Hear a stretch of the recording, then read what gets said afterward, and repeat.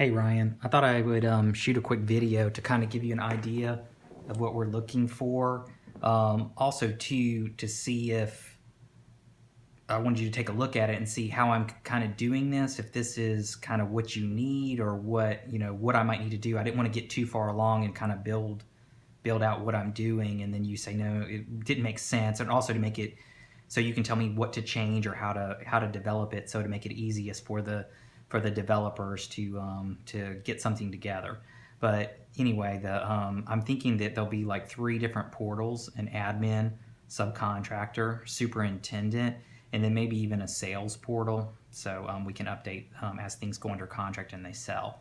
But the admin portal, me and Ben Wortman need to get together and really build a good spreadsheet that will like calculate the numbers. So I got a meeting with him next week to kind of sit down and find out what kind of get every real good categories, and then on how to be able to calculate the numbers to put in so the subcontractors know what to pay and the superintendents know what to approve.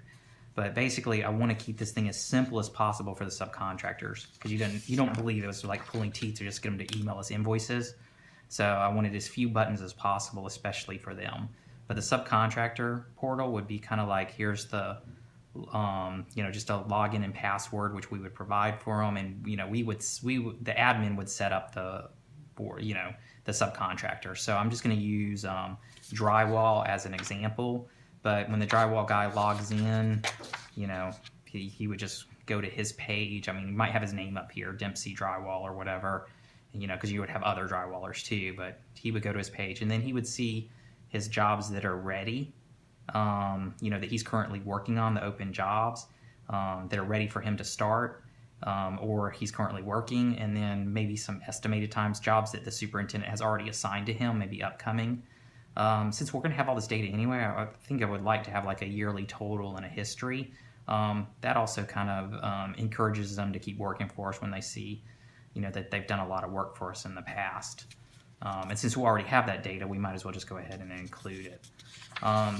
And then if they click it, so I'm saying, like, say if they click Hilton Way, then it would go to another page that would say, drywall's broken up into hanging draw and finished draw. And like all elements of construction, they kind of have these like points where you normally pay people. So sort of like the framer, it might be decked in, and then when the windows are set, and then when it's finished, so there might be three normal draws.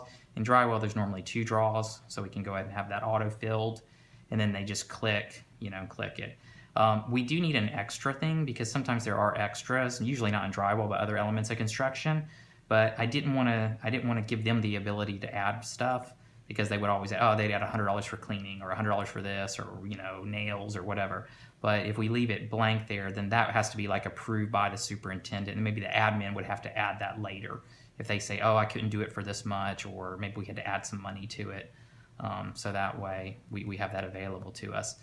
And then it would be nice also to have some specs in here, during the admin process, when we actually put the job in, that we can just add a few little notes or specs to it so they could see that as well. So there's no question. We say, hey, we told you to do a knockdown on the ceiling, and and then, no, you never told us that. Well, it was in your, it was in your, in the specs. You need we could always tell them, hey, look at the specs before you start. Then back or next. So I'm just kind of saying, like, if they hit next button, A or B, either one, it'll give them to an approval. Say, hey, it's been submitted to the superintendent for approval. So then that'll go to the superintendent's portal, and then he'll have the option to approve it or not to approve it, of course. And then it would go to, if they went back to they would see it. It would show up as pending. So that would be like pending if they selected one. That would be pending if they selected both. Both of them.